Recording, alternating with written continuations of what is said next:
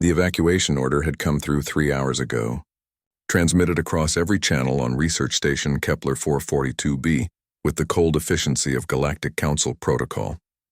Dr. Susan Chen stood at the observation deck, watching the last of the alien dignitaries board their sleek vessels, their crystalline forms shimmering in the planet's dual sunset. "Dr. Chen, your shuttle departs in 20 minutes. The voice belonged to Commander Vrex, a Thalorian officer whose tentacles twitched with barely concealed impatience. "The quarantine protocols are absolute. This planet has been designated a biohazard zone." Susan nodded without turning. Below in the research compound, she could see Lucas Martinez still working in the xenobiology lab. Of course he was. The young graduate student had never been good at following orders, especially when those orders meant abandoning 2 years of groundbreaking research. The problem wasn't the research, though. It was the cubs. 3 months earlier, they'd discovered the den during a routine geological survey.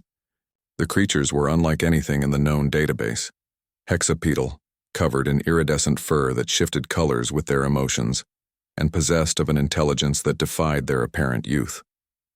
The adult had been dead for weeks, likely from the same viral outbreak that now threatened to spread across the colonized sectors. The cubs, 4 of them, had somehow survived. Susan had wanted to leave them. Protocol demanded it, but Lucas had looked at her with those earnest brown eyes and said, "They're babies, Dr. Chen. They'll die without help." So they'd brought them back. Quarantined them, studied them, and against every regulation in the Galactic Council's extensive handbook, they'd cared for them. Now as Susan descended the ramp toward the shuttle bay, she found her path blocked.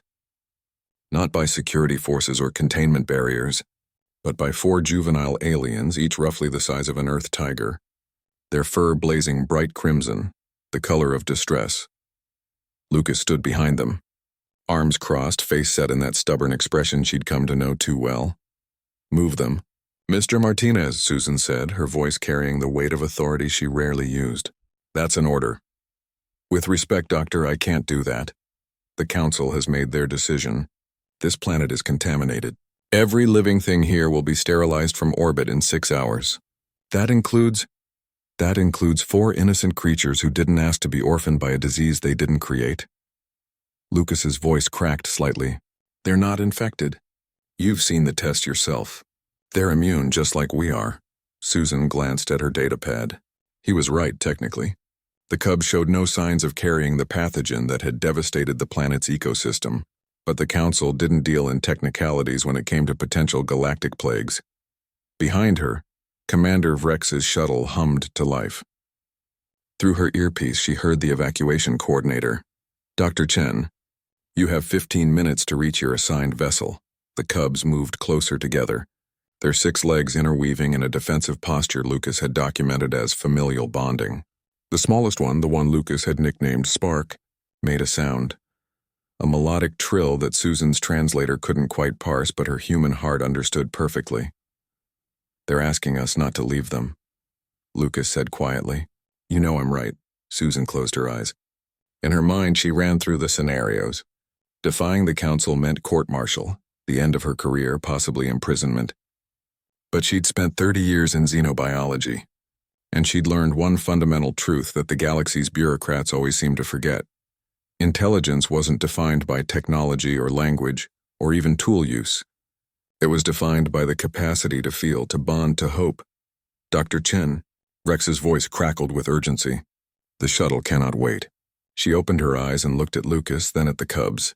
Spark had moved forward, pressing against Lucas's leg. Fur cycling through colors, red to blue to a soft golden hue that their research had identified as trust. "Computer," Susan said, tapping her command codes into the datapad. "Override evacuation protocol Chen 7 Alpha. Authorization, Station Commander Chen Susan Marie. Override not recognized. Galactic Council authority supersedes." "I'm not overriding Council authority," Susan interrupted. "I'm exercising human prerogative under the Sentient Rights Act of 2247.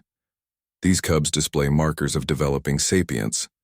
As the senior xenobiologist present, I'm declaring them a protected species pending full Council review." Lucas's eyes widened. That law hasn't been successfully invoked in 50 years. Then we're overdue. Susan turned to face Commander Vrex's approaching security team. Tell the Council that Dr. Susan Chen and Research Assistant Lucas Martinez are remaining on planet to continue our study of potentially sapient life forms. We'll maintain quarantine protocols from the research station. Vrex's tentacles writhed in agitation. You'll die here! The sterilization begins in 6 hours. Then I suggest you delay it until the Council reviews our claim. The Sentient Rights Act requires a 72-hour investigation period. Susan's voice was steel. Unless the Council wants to risk committing genocide against a potentially intelligent species, they'll grant us that time. The security team hesitated. The Sentient Rights Act was sacred law, born from humanity's own bloody history of underestimating other species. Even the Council couldn't dismiss it without due process. Vrex's translator emitted what could only be described as a frustrated hiss. This is irregular. This is very human of you, Dr. Chen. I'll take that as a compliment, Commander. As the shuttles departed without them, Susan and Lucas stood with the cubs in the empty research station.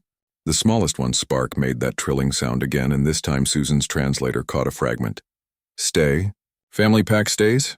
Lucas knelt beside them, running his hand over Spark's chromatic fur. Yeah, buddy. Family stays. Susan activated her comm, already preparing the legal arguments she'd need for the Council review. It would be a battle, bureaucratic, exhausting, and potentially career-ending. But as she watched Lucas teaching the cubs a simple human gesture, a thumbs up that they tried to mimic with their appendages, she felt something that had been missing from her research for too long. Purpose.